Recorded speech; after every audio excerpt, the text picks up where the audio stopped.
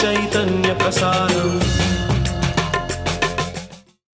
నమస్కారం. మన ధర్మం కార్యక్రమానికి స్వాగతం. ఇవాటి మన ధర్మం కార్యక్రమంలో మన ధర్మ సందేహాలను నివృత్తి చేసేందుకు మనతో పాటు ఉన్నారు ప్రముఖ ఆధ్యాత్మికవేత్త, ధర్మశాస్త్ర నిపుణులు, మనందరికీ సుప్రచితులైనటువంటి బ్రహ్మశ్రీ ఆచార్య కాకునూరి సూర్యనారాయణమూర్తి గారు.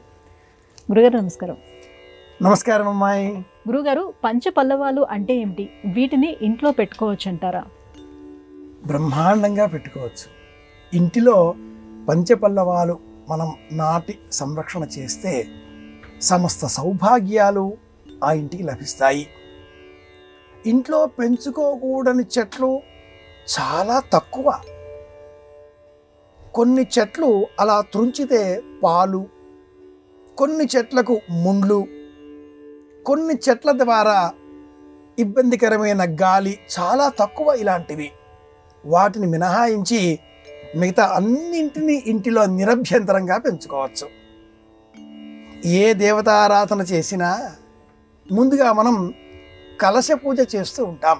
లేదా ఆ ప్రధాన దైవాన్ని వేదిక మధ్యలో ఒక కలశం ఏర్పాటు చేసి ఆ కలశంలో నీరు పోసి ఆ నీటిలో పంచపల్లవములను ఉంచి ఆ పైన పూర్ణఫలం కొబ్బరికాయను అలంకరించి ఆ నీటిలో ఈ పంచపల్లవములలో చుట్టూరా ఉండేటటువంటి పాంచభౌతిక దైవీయ శక్తులను ఆహ్వానించడం, ఇదే అర్చన. దీపం వెలిగించాం, అగ్ని. వేదిక ఏర్పాటు చేసుకున్నాం, పృథివీ. కలశంలో నీరు పోసాం, జలం. ఆకాశ రూపంగా ఆ జల రూపంలో ఉండే కలశం మీద ఒక వస్త్రాన్ని ఆచ్ఛాదనగా కప్పి ఉంచాం, ఇది ఆకాశానికి ప్రతీక. వెలిగించే ఆ దీపం వెలుగుతూ ఉండడానికి మూల కారణం వాయువు కనుక అర్చన చేసే ప్రారంభ సమయంలో లోన కూడా ఒక దీపం ఉన్నది కాబట్టి ఆ దీపాన్ని జీవాజ్వల్యమానంగా ప్రాణశక్తిగా ఉద్దీపనం చేసే నిమిత్తమై ప్రాణాయామే వినియోగ ఓం భూ, గాలి పీల్చుకుని వదిలేస్తాం, గాలిని కూడా పూజిస్తాం. పాంచభౌతిక ప్రపంచాన్ని అర్చన చేసేటటువంటి ఈ క్రమంలో పంచపల్లవములు 5 పూజించాలి. ఇవి చెట్లు. ఇవి మామిడి, రావి, మేడి, జువ్వి, మర్రి. ఈ 5 పంచపల్లవములు అని మనకు ప్రాచీన విజ్ఞానం ఇలా అందించింది. ఇవి కాకుండా మామిడి,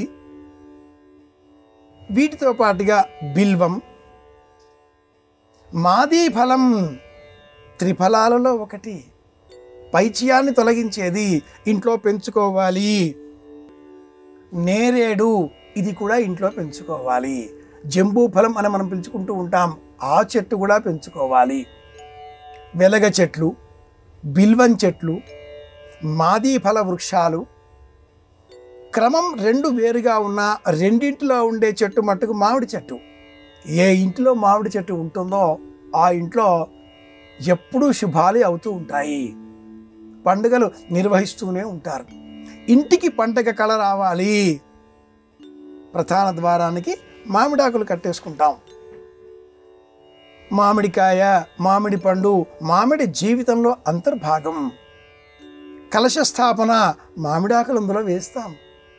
కనుక పంచపల్లవములను పూజిస్తే ప్రపంచంలో ఉండే దైవీయ శక్తులన్నీ కూడా మనల్ని అనుగ్రహిస్తాయి, మన వద్దే ఉంటాయి. ఇది సమాధానం.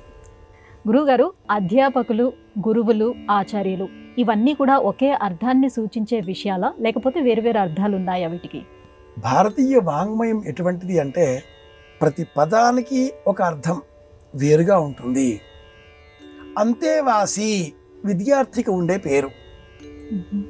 వెనుక నడిచేవాడు అని అర్థం. ఛాత్రుడు, ఇది కూడా విద్యార్థికి ఉండే సంబోధనలలో మరి ఒకటి. గొడుగు వలె గురువు వారి వెంటనే ఉండి నడిచేటటువంటి వాడు, గురువు యొక్క రక్షణ బాధ్యత స్వీకరించిన వాడు. విద్యార్థి విద్యను యాచించి స్వీకరించేవాడు. 4 విధాలుగా గురు శుశ్రూషయా విద్య చేసి అర్థించేటటువంటి వాడు విద్యార్థి.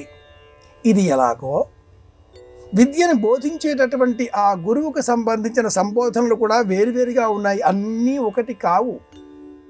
అందరూ విద్యను బోధించేవారే, కానీ ఆ బోధించే క్రమంలో భిన్న భిన్నమైన పదాలను మనం అర్థాలుగా స్వీకరించాలి. సులభంగా అర్థం చేసుకోవడం కోసం బడి ఎస్ఎస్సి వరకు పాఠం బోధించేటటువంటి వారిని టీచర్ అని సంబోధిస్తుంది ఈ సమాజం, ఉపాధ్యాయుడు. ఆ తదుపరి ఇంటర్మీడియట్ విద్య, వీరిని లెక్చరర్ అని బోధిస్తుంది ఈ ఆధునిక విద్యా సరళిలో సమాజం. లెక్చరర్ ఉపన్యాసకుడు. ఆ పై స్థాయిలో స్నాతకోత్తర విద్య, డిగ్రీ స్థాయి. ఇక్కడ పాఠాలు బోధించేటటువంటి వారిని ఆచార్యుడు, ప్రొఫెసర్ అని సంబోధన చేస్తుంది ఈ సమాజం. ఎందుకని? ప్రాథమిక విద్య ఎస్ఎస్సి వరకు ఉండే చదువులో ఆ గురువు లేక ఉపాధ్యాయుడు విద్యార్థితో పాటు తాను పరిగెడతాడు, తాను అభ్యాసం చేస్తూ ఉంటాడు. విద్యాభ్యసన క్రమంలో వెంట తాను నడుస్తూ ఉంటాడు. ఇలా స్థాయి పెరిగే కొలది ఆచార్య స్థాయిలో సూచనలు అందించడం, మంత్రోపదేశం చేయడం. గురువు ఎవరు అంటే మంత్రోపదేశం చేసిన ఆచార్యుడే గురువు, ఇతరులందరూ గురువులు కారు. మంత్రోపదేశం అంటే విద్య అంతా బోధించడం కాదు, విద్యకు సంబంధించిన ఆ సారాంశమంతా కూడా సూక్ష్మంగా ఒక సూత్ర రూపంలో బంధించి, ఆ బంధించిన ఈ సూత్రానికి మరింత శక్తిని ఆపాదించే నిమిత్తమై 6 విధాలుగా ఉండేటటువంటి క్రమంలో అంగన్యాస కరన్యాసాలు, ధ్యాన శ్లోకం, శక్తి, కీలకము, కవచము, ఈ 6ంటిని కూడా జతపరిచి గురువు ఆచార్యుడిగా ఒక మంత్రాన్ని బోధిస్తాడు, ఒక అక్షరం బోధిస్తాడు. ఆ బోధించిన అక్షరం కారణంగా సమస్తమైన విజ్ఞానాన్ని సులభంగా అవగతం చేసుకునేటటువంటి శక్తి విద్యార్థులకి అలవడుతుంది. కనుక ఉపాధ్యాయుడు కావచ్చు, ఆచార్యుడు కావచ్చు, గురువు కావచ్చు, అందరూ ఒకటేనా అంటే అందరూ ఒకరు కారు. ఆధ్యాత్మిక పరమైన జ్ఞానాన్ని, మంత్రోపదేశం ఇచ్చేటటువంటి వారిని మాత్రమే ఆచార్యులుగా పిలవాలి. లౌకికంగా మనం అందరినీ కూడా గురువు గురువు అని సంబోధన చేస్తున్నాం. అందరూ గురువులు కారు, అందరూ ఆచార్యులు అంతకంటే కారు. ఇది అర్థం. గురువుగారు, నీరు నిప్పుని ఒకేసారి చేతిలో పట్టుకొని తీసుకువెళ్ళరాదు అని అంటారు. ఇందులో అంతరార్థం ఏంటి? నీరు, నిప్పు ఒకదానిని మరొకటి అంతం చేసే ప్రయత్నంలో ఉంటాయి. నిప్పు బాగా పెరగాలి, కాసింత నీరు చిలకరిస్తే ఆ జ్వాల జీవలీమానంగా చటపట పటపట అంటూ ఆకాశాన్ని తాకేలా ఎగిసి పడుతుంది. ఈ రెండింటిలో నీటి శక్తి పెరిగితే, ఎక్కువైతే అగ్ని ఆర్పివేయబడుతుంది. అగ్ని శక్తి ఎక్కువైతే ఈ నీరు ఈ అగ్నిని చల్లార్చడం కోసం చేసే ప్రయత్నంలో తానే అంతమై ఆ జ్వాలలో పడి నుసిగా మారి, ధూమంగా, పొగగా మారి ఆకాశం చేరుతుంది, మబ్బుగా రూపం చెందుతుంది. రెండింటిలో ఏ శక్తి ఎక్కువ వాతావరణాన్ని అనుసరించి ఉంటుంది. 96 విధాలుగా చెప్పబడ్డ షణ్ణవతి న్యాయాలలో ఇది ఒక న్యాయం. భార్యాభర్త అగ్ని నీరు ఇలాగా మారిపోతున్న నేటి తరుణంలో రెండూ సమానంగా ఉంటాయా? ఉంటాయి. నీటిలో అగ్ని ఉంటుంది, దానినే బడబానలం అంటారు. చలికాలంలో బావిలో ఉండే నీరు, పోనీ బోర్వెల్స్లో ఉండే నీరు వెచ్చగా ఉంటుంది. అలాగే ఎండాకాలంలో బావిలో ఉండే నీరు చల్లగా ఉంటుంది. బోర్వెల్లో కూడా అప్పుడే మనం ఆ నీటిని సేకరించి చూస్తే చల్లగా మనకు అనుభవం తెలిసి వస్తుంది. భార్యాభర్త ఇద్దరు కూడా నీరు అగ్ని వలె కలిసి ఉండాలి. సందర్భావసర్వాన్ని అనుసరించి ఎక్కడ ఎప్పుడు ఎవరు ఎక్కువ వారక్కడ ప్రవర్తించాలి. ఒకరిలో ఒకరు ఇమిడి ఉంటేనే ఆ నీరు ఉపయోగకరంగా ఉంటుంది. మనిషి స్వభావం, మాట, అర్థం అన్నింటినీ మనం పరికించి చూస్తే మాటలో కూడా వేడి ఉంటుంది, మాటలో కూడా నీరు ధ్వనిస్తుంది. ప్రశాంతతతో కూడుకుని ఉన్న ఆ మాట నీటిమయంగా తోచగా, ఆగ్రహంతో ఉన్న మాట అగ్ని వలె ఎదుటివారిని దహించి వేస్తుంది. ఇలా ఆలోచన చేస్తే నీరు, నిప్పు ఈ రెండింటిని ఒక వ్యక్తి చేతిలో పట్టుకొని పోకూడదు ఒకే సమయంలో అని మన వారు విడివిడిగా పట్టుకొని పోకూడదు అని చెప్పారు. ఇలాంటి సందర్భం ఎవరైనా గతించినప్పుడు ఎదురుగా నడిచే వ్యక్తి అతడి చేతిలో నీటితో ఉన్న చెంబు ఉంటుంది, మరి ఒక చేతిలో నిప్పు ఉంటుంది. ఈ రెండింటిని విడివిడిగా అలా ఏకకాలంలో ఒక వ్యక్తి అలా చేతిలో పట్టుకొని పోకూడదు. నీరు నిప్పును వేడి చేస్తే భార్యాభర్తలను విడదీసినంత పాపం వస్తుంది. అలా చేయకూడదు. అలా చేస్తే ఎవరో వెళ్ళిపోయారు, తీసుకుపోతున్నారు అనే సూచన కనిపిస్తుంది. కనుక ప్రాచీనులు ఇంత జ్ఞానాన్ని మనసులో పెట్టుకొని ఒక్క మాటలో అలా రెండు ఒక వ్యక్తి పట్టుకొని పోకూడదు, ఏదో ప్రమాదాలు వస్తూ ఉంటాయి అంటూ మనకు ఒక మాటగా చెప్పారు. ఇంత అంతరార్థం అందులో ఉంది. గురుగారు, ఎవరైనా ఇంటికి బంధువులు వచ్చేటప్పుడు ఆ ఇంట్లో ఉన్నటువంటి పిల్లలు కానీ పెద్దలు కానీ బంధువులని ఆహ్వానించే క్రమంలో వారి సంస్కారం అనేది తగ్గుతుంది ఇటీవల కాలం అని వినిపిస్తున్నటువంటి మాట. ఇందులో నిజమెంత? బంధువులు ఇంటికి వచ్చేటప్పుడు ఎలా ఆహ్వానించాలి? ముందుగా ఉత్థానము అంటారు, లేచి నిలబడాలి. ఇంటికి ఎవరైనా బంధువులు వస్తే ఆ బంధువుల అలికిడి వినగానే ఇంటిలోని వారంతా కూడా స్పందిస్తూ, ముఖ్యంగా ఇంటి యజమాని ఎదురుగా వెళ్ళాలి. ఆ వ్యక్తి లోనికి రాగానే, ఆ బంధువులు లోనికి రాగానే వారి పిల్లలు ఎవరెవరైతే ఆ అతిథుల గదిలో ఉన్నారో వాళ్ళంతా లేచి నిలబడాలి. ఇది ఉత్థానము. ఆహ్వానించే సమయంలో లేచి నిలబడి రండి అంటూ పిలవడం. వేదిక పైన ఒక వ్యక్తి కూర్చున్నప్పుడు రెండవ వ్యక్తిని ఆహ్వానిస్తే ఆ రెండవ వ్యక్తి వేదిక మీదికి రాగానే ముందుగా కూర్చున్న వ్యక్తి లేచి నిలబడి రండి అంటూ నమస్కరిస్తాడు, ఆహ్వానిస్తాడు, పక్కన స్థానం చూపిస్తాడు. అలాంటి సంస్కారాన్ని ఇంట్లో ఉండేటటువంటి పిల్లలకు మనమే అలవాటు చెయ్యాలి. బంధువు వచ్చాడు, ఎలా చూసినా వచ్చిన వ్యక్తిని రండి అంటూ మర్యాద పురస్సరంగా ఆహ్వానించి కాళ్ళు కడుక్కోండి, పాద ప్రక్షాళన, లేదు కూర్చోండి అన్నాక ఇంటిలో ఉండే మిగతా గదులలో ఉండేటటువంటి బంధువులు సంబంధించిన వాళ్ళు, మన పిల్లలు లేదా ఇంటిలో ఉండే మిగతా కుటుంబ సభ్యులు అందరూ ఒక్కరొక్కరిగా రావాలి. ఆ బంధువుకు నమస్కరించాలి, లేదా మర్యాద పురస్సరంగా చిరునవ్వుతో పలకరించాలి. కాసేపు పక్కనే ఉండే కుర్చీలో కూర్చోవాలి. పరిచయం చేసుకునే విధంగా యోగక్షేమాలతో లేదా ఏం చదువు ఏమిటి అనే వివరాలతో ఒక్కసారి పలకరించైనా వెళ్ళాలి. కాని కాలం వచ్చిన నేపథ్యంలో చెవిలో ఉన్నటువంటి కర్ణభేరి అంటే మైక్, మౌత్ పీస్, స్పీకర్ చెవుల్లో పెట్టుకుంటారు. వైర్లెస్ స్పీకర్ అది ఇంకా చిన్నదిగా ఉంటుంది. జుత్తు బాగా పెంచుకుంటే అందులో ఏముందో కూడా తెలియదు, ఏం వింటున్నాడో తెలియదు, ముఖం చూడడం తెలియదు. బంధువు వచ్చి కూర్చుంటాడు, అతగాడు లేదా ఆ అమ్మాయి ఏదో లోకంలో ఎక్కడో పలవరిస్తున్నట్లుగా కలవరిస్తున్నట్లుగా తమలో తోమై మాట్లాడుకుంటూ ఉంటే ఈ ఇంటికి ఎందుకు వచ్చావురా అన్న బాధ ఆ బంధువుకు కలుగుతుంది. మైక్రో కుటుంబాలు పెరిగిపోతున్న నేపథ్యంలో, బంధువుల మధ్య అనుబంధాలు అంతర్ధానం అయిపోతున్న తరుణంలో కుటుంబ సభ్యులకు మర్యాద, సంస్కారాన్ని, సభ్యతను నేర్పించవలసిన బాధ్యత పెద్దవారిపైన ఉంది. ఇది కూడా ఒక ధర్మ సందేహమే, ఇది కూడా ఒక ధర్మ సందేహమే. కుటుంబ విలువలను కాపాడుకోవాలి అంటే యజమాని, యజమానురాలు ముందు వాళ్ళు నేర్చుకోవాలి ఈ పద్ధతి.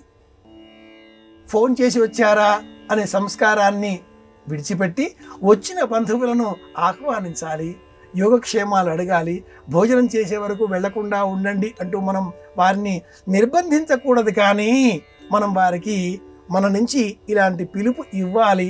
వారి వద్దే కూర్చోవాలి, వారితో మాట్లాడాలి. మన పని మనం చేసుకుంటూ వాళ్ళ పని వాళ్ళు చేసుకోండి అన్నట్లుగా ప్రవర్తిస్తే ఒక సెల్ ఫోన్లో కానీ ఒక ల్యాప్టాప్లో కానీ అనేక రకాల బాక్సులు ఉంటాయి, వాటిని ఓపెన్ చేసినట్టుగా మనం ప్రవర్తించకూడదు. వారికి మన సమయాన్ని ఇవ్వాలి. సమయాన్ని వెచ్చించి వారు మన ఇంటికి వచ్చారు. ఇరువురి మధ్యన సంబంధాన్ని అనుబంధాన్ని పెంచి పోషించేది మాటలే. మనుషుల మధ్య దూరాన్ని పెంచేది నిశ్శబ్దమే. ఇవి పెద్ద గోడలు. నిశ్శబ్దం ఒక పెద్ద గోడ. ఆ గోడను మనం తొలగించాలి. మాటలు అనేటటువంటి ఆయుధాలు మన చేతిలో ఉండాలి. ఆయుధం అంటే అర్థం చేసేది కాకూడదు. ఈ నిశ్శబ్దం అనే గోడను తొలగించేది కావాలి. ఈ సంస్కారాన్ని పిల్లలకు నేర్పించాలి. ఇది ముఖ్యం. గురుగారు, భుజం పైన కండువా లేకుండా ఏ శుభకార్యం చేయరాదు అంటారు. ఇందులో అంతరార్థం ఏంటి? భుజం కండువా, ఈ వేసుకునేటటువంటి కండువా ఉత్తరీయం రేవతి నక్షత్రానికి ప్రతీక. రేవతి ఈ స్వావ్యక్ష్ణన్ కృత్తికాశ్చాకం తగ్గుస్తవా ధియవయన్న వగ్న, ఇటువంటి మంత్రాలతో వస్త్రాలు ధరించాలి. వస్త్రేణ వపుషా వాచ విద్యయా వినయేన చ అనే 5 అలంకారములలో పంచవకారములు అని పేరు. వీటిలో వస్త్రం మొదటిది. ఈ వస్త్రములు 2 ధరించాలి, 1 కాదు. దేవతారాధన చేసే సమయంలో కూడా ఆ దైవానికి వస్త్రయుగ్మం సమర్పయామి అంటాం మనం.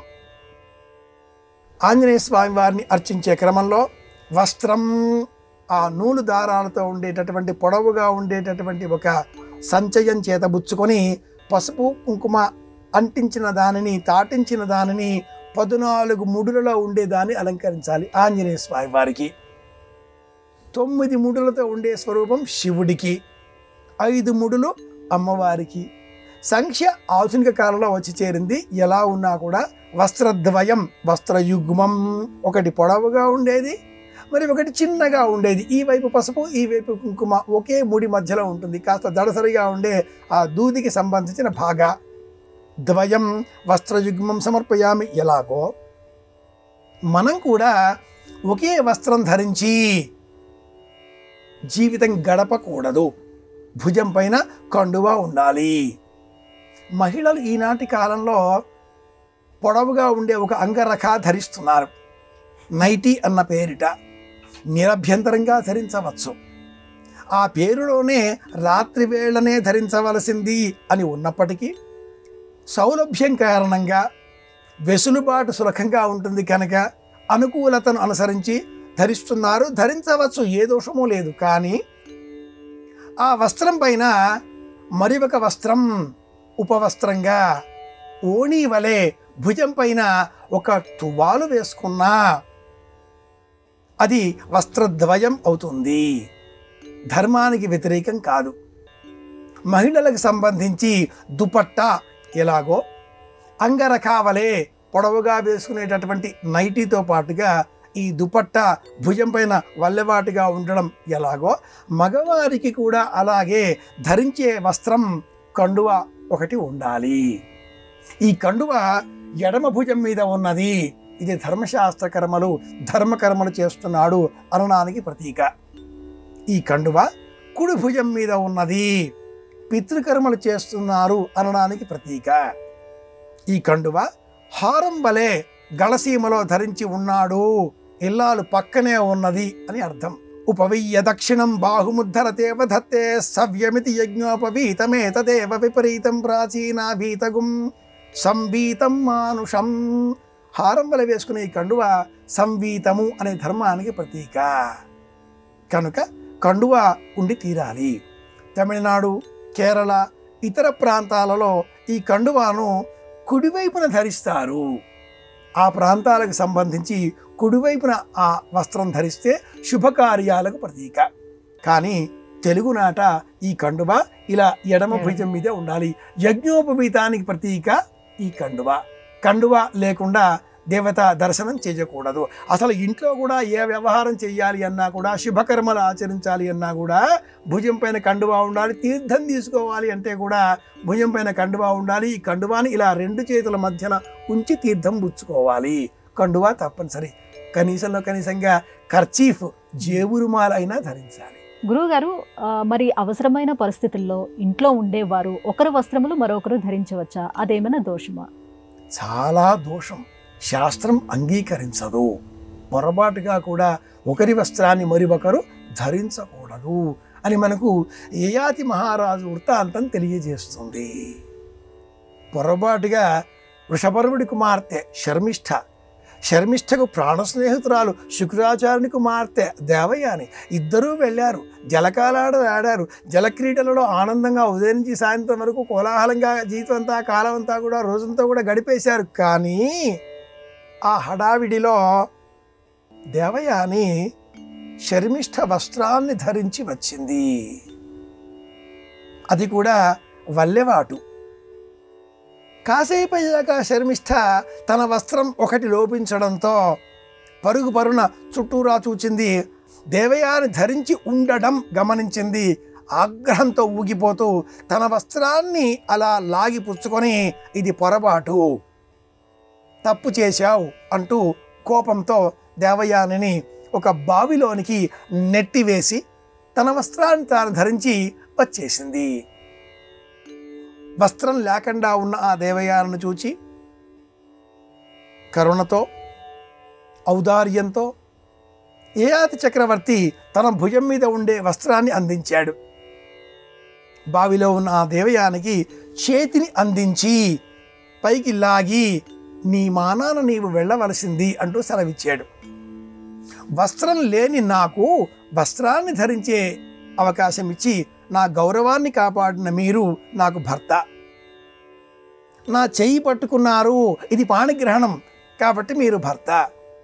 నేను క్షత్రియుడిని, మీ వర్ణము వేరుగా ఉన్నది కనుక ఎలా కుదురుతుంది అని ఆ యయాతి అడగగా, ధర్మశాస్త్ర నిపుణులు ఆ తర్వాత శర్మిష్ఠను యయాతిని ఇరువురిని యయాతి వివాహం చేసుకోమని ఆజ్ఞాపించడంతో వివాహం చేసుకున్న అనంతరం వారి సంతానాలలో మళ్ళీ శర్మిష్ఠ సంతానం 3 కుమారులలో 3వ వాడు పురు రాజ్యాధికారం కలిగి ఉండగా, దేవయాని కుమారులలో యదువు రాజ్యాధికారాన్ని కోల్పోయాడు. ఆ వర్గానికి చెందిన మహావీరుడే శ్రీకృష్ణ పరమాత్ముడు. ఈ క్రమంలో ప్రాథమిక సూత్రం, ఒకరి వస్త్రములు మరొకరు ధరించరాదు. వస్త్రాన్ని అనుసరించి ఆ వ్యక్తికి సంబంధించిన వాసన, ఒడోర్ అంటూ ఉంటాం కదా, అది అంటుకొని ఉంటుంది. ఒక వ్యక్తి అతడు ధరించిన ఆ వస్త్రాన్ని ఒక చోట ఉంచి తాను మరొక దూరంలో వెళ్ళి కూర్చొని ఉంటే, ఒక జాగిలము, శ్వానము, శునకము దానికి ఆ వస్త్రాన్ని వాసన చూపిస్తే ఎంతమందిలో ఉన్నా ఆ వ్యక్తి వద్దకు వెళ్ళి నిలుచుంటుంది కదా. నేటికి మనం గమనిస్తున్నాం కదా. కనుక వ్యక్తికి సంబంధించిన ఆ గుణగణాలతో కూడుకుని ఉన్న వాసన వస్త్రాలకు కూడా అంటుకొని ఉంటుంది. కనుక ప్రాచీనులు అంగీకరించేవారు కాదు, ధర్మశాస్త్రం అంగీకరించదు. ఇది సమాధానం. గురువుగారు, భోజనం చేస్తున్న కంచంలో చెయ్యి కడుక్కోరాదు అని అంటారు. అలాగే చెయ్యి కడిగిన తర్వాత ఆ చెయ్యిని విదిలించరాదు అని అంటారు. ఎందుకని? భోజనం శక్తికి సంబంధించిన అంశం. ఈ శక్తిని మనం స్వీకరించే సమయంలో అమృతాపిధానమసి రౌరవే పుణ్య నిలయే పద్మార్బుద నివాసినాం అర్థినాముతకం దత్తం అక్షయ్యముపతిష్ఠతు. అరచేతిలో నీరు పోసుకొని ఎంగిలి చేతిని ఇలా అనకూడదు. నీరు పోసుకొని వాసన చూచి విడిచిపెట్టాలి. అరచేతికి అంటుకొని ఉన్న ఆ మెతుకులలో ఈ నీరు కలిసి, ఈ నీరు ఆ మిగిలిపోయిన మెతుకులు కూడా కొన్ని సూక్ష్మ క్రిములకు ఆహారం. వృధా చేయకూడదు, వాటికి ఉపయోగకరం. వినయంతో నమ్రత అన్న భావాన్ని జోడించి అలా విడిచిపెట్టి ఈ చేతిని చాలా జాగ్రత్తగా నెమ్మదిగా కడుగుకొని, నేలపైన చాలా బ్యాక్టీరియా, ఫంగస్ ఉంటుంది. ఈ ఆహారపు బిందువులకే వేచుకొని ఉండగా అలా మనం విదిల్చకూడదు. ఈ విదిల్చే ప్రమాదం వాటి అంతానికి కూడా కారకమవుతుంది. అడుగు వేస్తే కూడా ఆలోచించి వెయ్యాలి. మాట పలికితే కూడా ఆలోచించి పలకాలి. అనవసరంగా మాట్లాడకూడదు, అనవసరంగా అడుగు వేయకూడదు, అనవసరంగా చేతులను కదల్పకూడదు. ఇక విదిల్చడం మహాప్రమాదం. కనుక శాస్త్రం, ధర్మం ఇలా నిషేధించింది. అలా మనం నీటిని విదిల్చకూడదు. కంచంలో చెయ్యి కడుక్కుంటే కంచంలో ఉండే పదార్థం కూడా ఆశించే కొన్ని జీవులు ఉంటాయి, పిల్లులు లేదా ఎలకలు లేదా జాగిలములు. వాటికి ఈ నీటితో ఉండేటటువంటి నీటికి విరుద్ధం. ఇందులో లాలాజలం ఉంటుంది, అందులో మిగిలిపోయిన ఎంగిలి పదార్థం ఉంటుంది. ఇది ఉమ్మితో కూడుకుని ఉన్నది. రెండింటికి ఇంత వైరుధ్యం ఉన్నది కాబట్టి ప్రాచీనులు అందులో కడుక్కోకూడదు, కడుక్కుంటే ఆ కంచం తిడుతుందిరా నాయనా అనేవారు. ఇది అర్థం. గురుగారు, ఇవాళ మన ధర్మం కార్యక్రమంలో మాకు వచ్చినటువంటి ఈ ధర్మ సందేహాలన్నీ కూడా నివృత్తి చేసినందుకు ధన్యవాదాలండి. కృష్ణార్పణం. ఇది ఇవాళ మన ధర్మం కార్యక్రమం. రేపటి మన ధర్మం కార్యక్రమంలో మళ్ళీ కలుసుకుందాం. నమస్కారం. ఈ కార్యక్రమాన్ని తిరిగి చూడాలనుకుంటే www.youtube.com/ETV Life Spiritual లో చూడవచ్చు.